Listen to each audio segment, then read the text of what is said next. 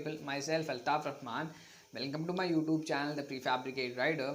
So this is going to be the first episode of a series that we are going to start named the legendary bikes. So yeah, let me give you a brief explanation about that. It's about those bikes that have created a major impact in the world back then, right now, and according to my opinion, those bikes that are there right now, which are having amazing potential to create a massive impact in the future to come. So yeah, that is going to be about the series, and the first episode is going to be about the Kawasaki Z1 Super 4. So yeah, let's get started.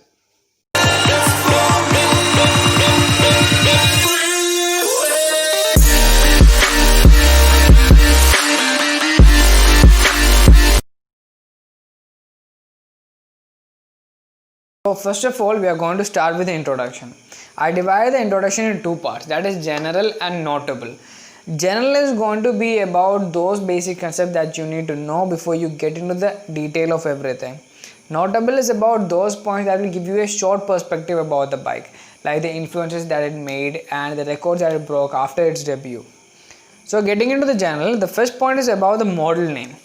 Why have I mentioned the model names is because there are many model names and people get confused with that. And I have only mentioned few of them over here. We will get into detail of that in the follow-up part. Now here are some.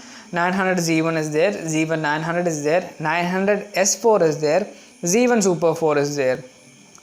It was debuted in 1972 Germany, having an inline 4-cylinder 4-stroke with a capacity of 900 cc with an air-cooled double overhead camshaft system producing 81 horsepower and 73.5 Nm of torque. It was having full duplex cradle frame with a weight of 246 kg and a fuel capacity of 18 liter. Talking about the suspension, the front one was telescopic and the rear one was pivoted fork. And about the brakes, the front one was having an option of having a single disc brake and a double disc brake of 290 mm, and the rear one was drum. Talking about the bore and the stroke, it was having a square figure of 66 by 66 mm. Now let's get into the notable ones. The first point is about the UJM. UJM is a universal Japanese motorcycle. So UJM, for the people who don't know about that, is a US motorcycling media for general purpose style or standard Japanese motorcycle, which made availability of Japanese motorcycles for the American audience easily accessible in the 1970s and 1980s.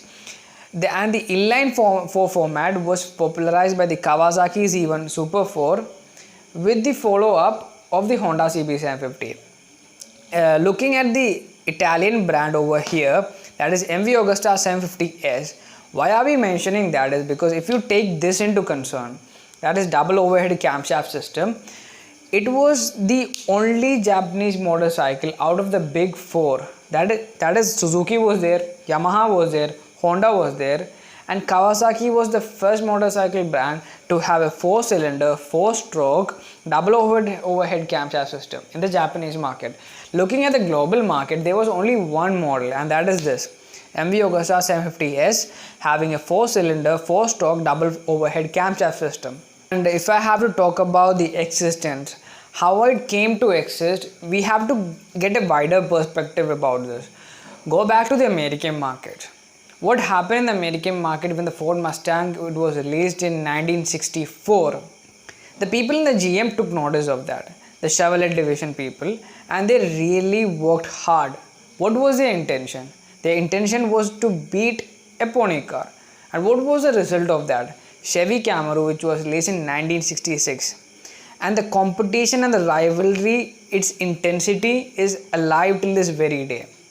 And if we have to go back to the Japanese market, there was this Honda CB750 which was released in 1967 Tokyo Motor Show, having 4-cylinder, 4-stroke, single overhead camshaft system. This is the reason why we are having this over here, Kawasaki Z1 Super 4. It is a fascinating story. We will get into detail of that later on.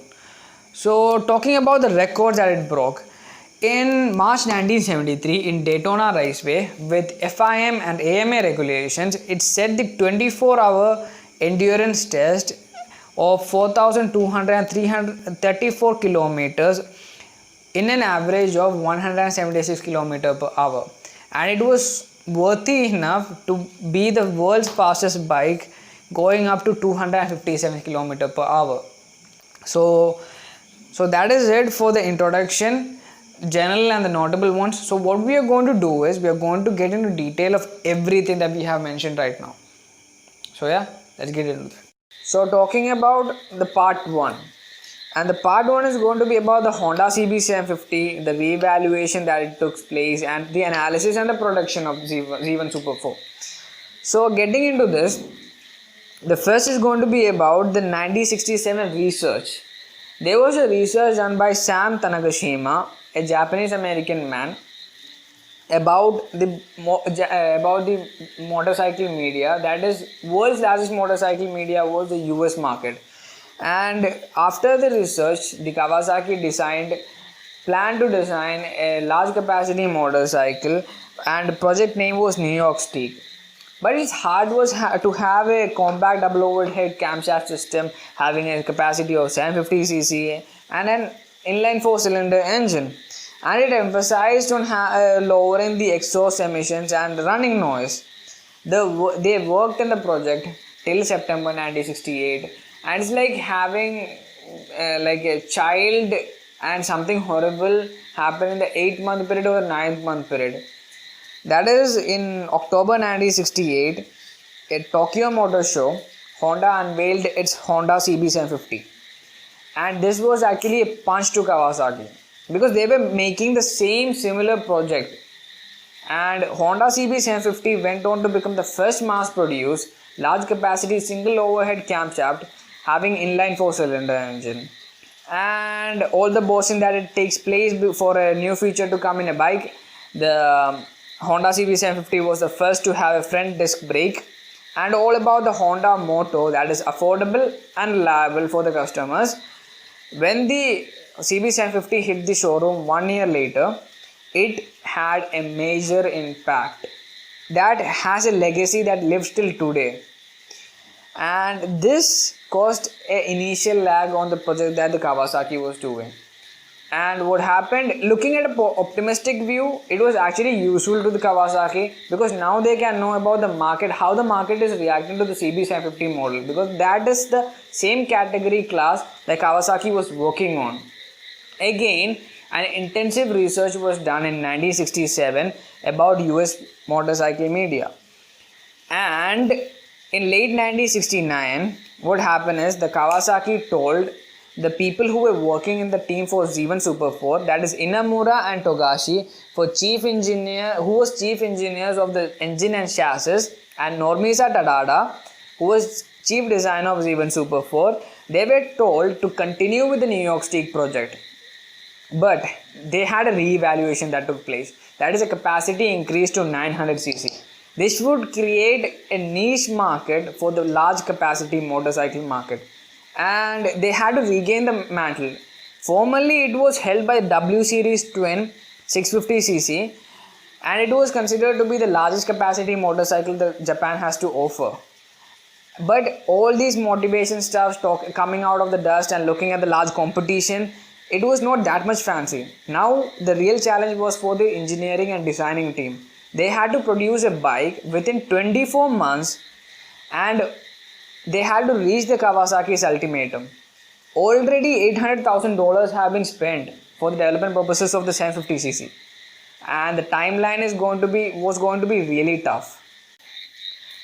Now we are going to go to the 1970, and the first prototypes were taken to the Yatabe test circuit, the demanding test circuit, with its American test rider Brands Farnsworth, and it lapped amazing speeds. It lapped about average of 200 kilometers per hour, but there were problems. That is, the crankcase breather system was putting out the oil when it was supposed to keep it inside, as well as the piston crown succumbed due to the intense heat of the combustion. But they actually rectified it and rewarded it with a prototype having 95 horsepower, which went on to top speed of 225 kilometers per hour. Now, going into January 1972, The pre-production models were shipped to Los Angeles in Daytona for a round trip that was to conduct an endurance test in the race circuits as well of about 20,000 kilometers. And looking at that, only minor chain problems were there. And this proved the reliability of the Kawasaki Z1 Super 4. Not content with that, Kawasaki came back 3 months later into States and it actually surpassed expectations.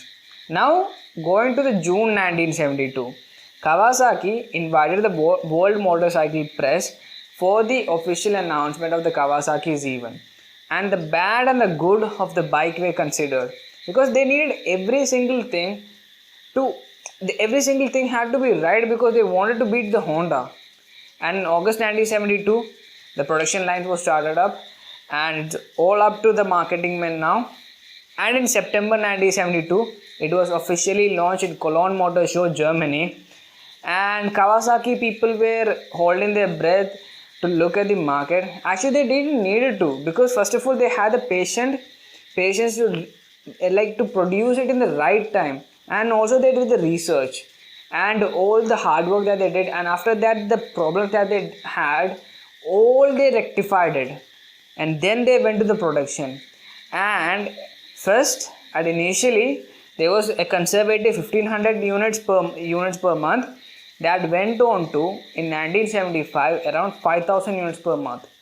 And yeah, that is all about the part 1. Now the part 2 is going to be mainly going to be about the records that has been broken in March 1973 in Daytona Raceway.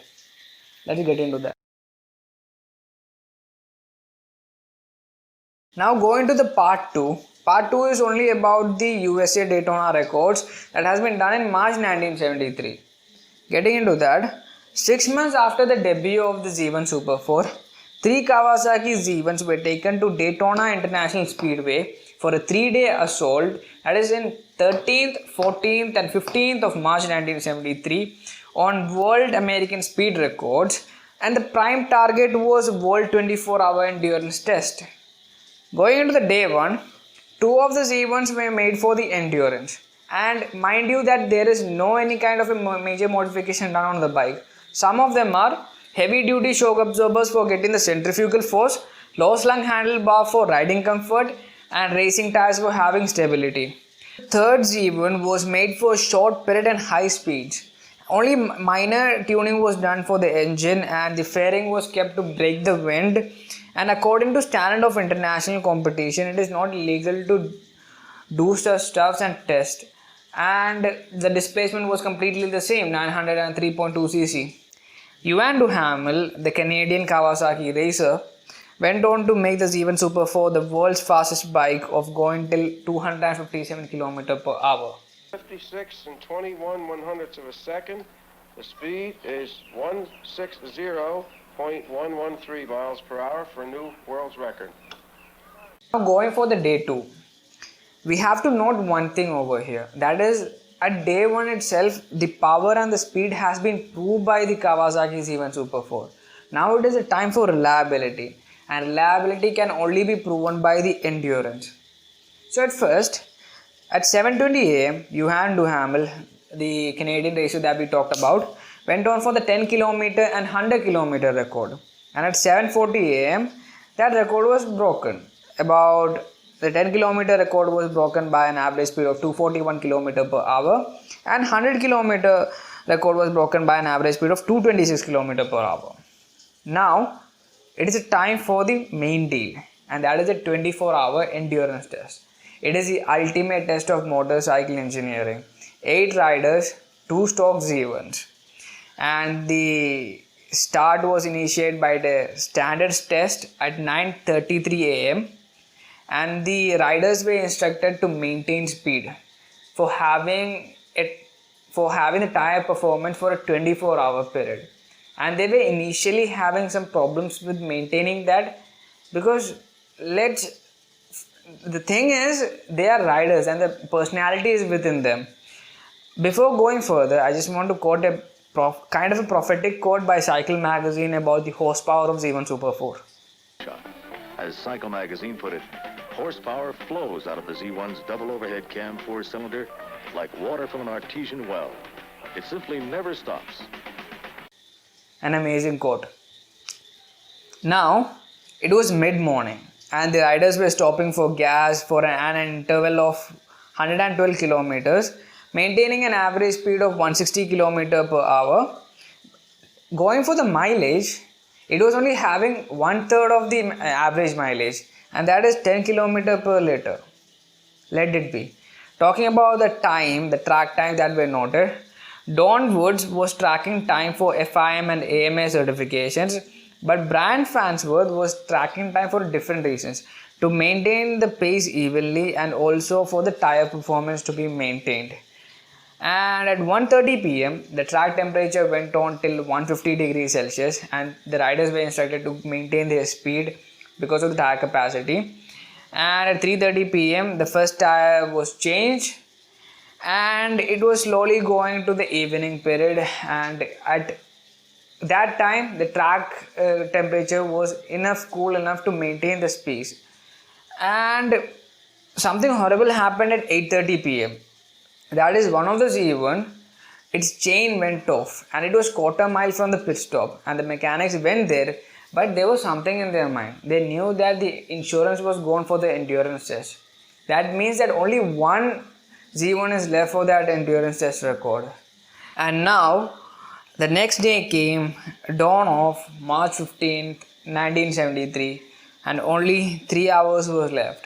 Brian Farnsworth instructed the riders to maintain their speed for an average of 90 mile per hour, and at 9:30 a.m. the history was created for the world's endurance record. And the Kawasaki proved itself to be the fastest, reliable and an amazing one-of-a-kind bike. And that is all about the part 2 that we have to know about the record that it has broken. Now we are going to go for the part 3, and that is all about the engine, its pros and its cons. Now let's get into that. Now we are going to go for the part 3, the engine, and a little bit of the stability and the handling and the chassis. The first one is about the lubricating system. The Z1 Super 4 had a wet sump lubrication system. It had a built-up roller bearing crankshaft with gear primary device, a center roller chain camshaft with running the cylinders in split shell bearings, and the valves were opened through a bucket tappet. Talking about the valve clearance adjustments, the shim was 2 mm deep above the inverted bucket tappet, and when the camshafts were revolving at higher RPM, that caused instability and that caused to pop out the shims. This was actually discouraging for the people who pushed the engine to the limit, and the designs were keeping updated. But the thing about that is, the better the engineers make the bike, the harder riders abuse it. Then about the H1, there was a crankcase leaking that happened in H1. The Kawasaki didn't want that to happen with the Z1 flagship, so it ended up becoming super rugged.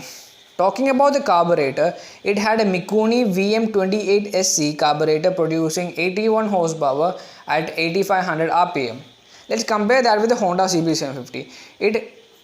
It had 66 horsepower. That, comparing with that, only 15 horsepower is greater for the Z1 Super 4. That is very close to each other. And coming down to the Kawasaki's lower level 746cc Z2 that was made for Japanese motorcycle market, it produces about 68 horsepower. Comparing it with the CB750, 66 horsepower. Maybe Kawasaki didn't want Honda to get over them. Maybe. Let it be. Now talking about the handling and stuffs, the handling for the Z1, did it have a better handling? No.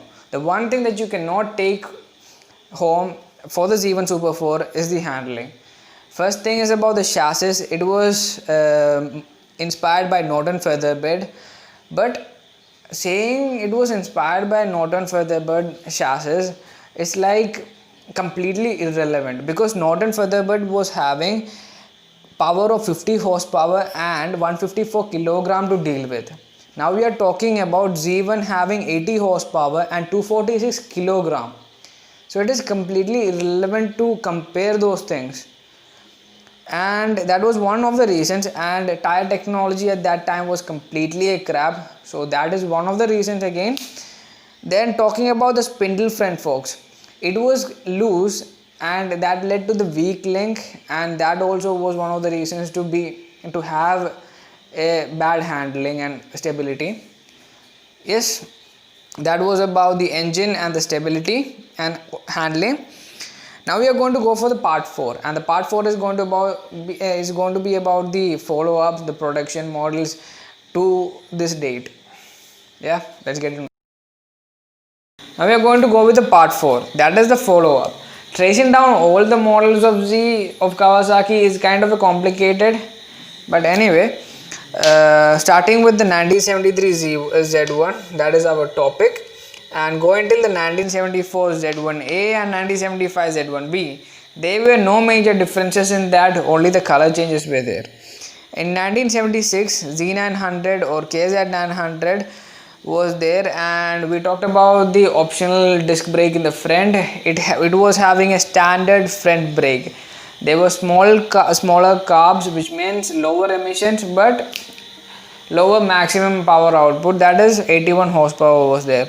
In 1977 G1000, a bigger engine was there, and in 1978 there was Z1R Cafe Racer, which was released in the same time when the Suzuki GS1000 was unveiled.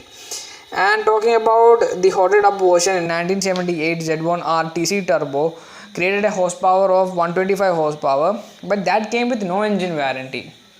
Better luck. In 1979, a kind of an odd bike, that is KZ1000 LTD Cruiser. In 1979, a sensible kind of a bike, that is Z1000 ST. It had a larger tank, it had tubeless tires, and also with final shaft drive. In 1980 Z1000J, it had fuel injection, angular styling, and also a little boosted up power, that is 91 horsepower. And going to the 1981 GPZ 1100, that created about a horsepower of 108 horsepower. Going to the 1983 Z1000R, it was a kind of a disappointed production model of replicas of the Eddie Lawson, who rode a high handlebar in the AMA Superbike Championship in 1981 and 1982. Next is 1983 GPZ 1100. It was having half fairing unitrack monoshock suspension. It was showing that the end of an era has come about for the not unfaired and the double shock systems. And in 1984 GPZ 900R full fairing 16 valve liquid cooled, and 1984 ZX750, which was for the replacement of the GPZ 1100, and 1986 GTR 1000, which led to 1400 GTR. It was there for the touring. And in 1986 GPZ 1000 RX, it was sportier, it was heavy, and it was short-lived. In 1988 ZX10, which was a substantial bike that produced about 137 horsepower. And in 1990, one bike that would reach up to a little bit of the legend that was created by the 1973 Z1 was this one, that is ZZR 1100, that has a novel ram air system that was inspired by Formula 1 technology that produced about 145 horsepower. And in 1991 Zephyr for the born again bikers was introduced, but it was a complete fail. Even the higher capacity was having a dull tuned engine. And in 1994 ZX9R, which made a loyal fan following in the sport bikers of the 1990s, and which didn't match the pace of the Honda Fireblade and R1. And in 1997 ZRX 1100, which can be combined with the 2001 ZRX 1200, which was a retro it was a grunty muscle bike, but it was too lumbering to reflect on the legend that lived in the roads of the 70s. That is 1973 Z1. And in 2000 ZX12R was introduced. Kawasaki started the millennium with 176 horsepower. It competed with the Hayabusa having novel monocoque aluminum frame. In 2002, ZZR 1200, which has led to ZZR 1400, an attempt by Kawasaki to be in the fast track, was created, and it had about 200 horsepower. In 2003, which created the modern era for the Kawasaki, that is Z1000, was introduced, and in 2011 an updated version Z1000 SX for sports touring, and in 2018 Z900 RS as a throwback to the original 1973 Z1. Yeah, that is all about the follow-up. Go into the part 5, the end of Z1 Super 4. Not the end of the production, end of the topic. About the Kawasaki employees who were working in the Kawasaki industry, they didn't get one Z1 through Kawasaki employee discount deal because it sold out so quickly. And aftermarket supplies who were making pipes, cams and carburetors for CB750 went ballistic for creating the cams, pipes, carburetor, wheels and brakes for the Z1 Super 4, and that allowed people to take risk and take chances and to race. These races encouraged the competition, and the product was Yamaha XS11, Suzuki GS1000, Honda CBX. From 1973, Kawasaki wasn't going to be named after loud, smoky two-stroke engines. It was going to be named after big, brutal, and most importantly, four-stroke motorcycle engines. After that impact, Kawasaki hasn't been any kind of a back in space in the legendary reputation. It was a thrilling ride and a timeless piece of motorcycle engineering. And MCN Machine of the Year 1973 to 1976 was for the Kawasaki Z1 Super 4.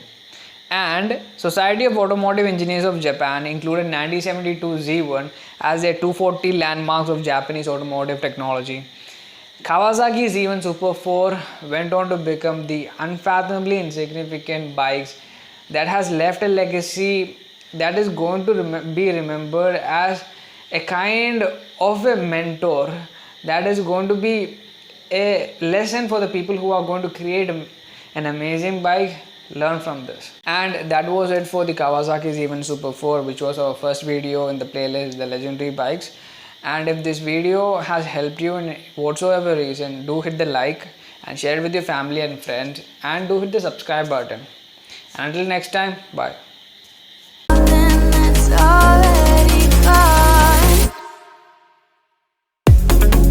Sun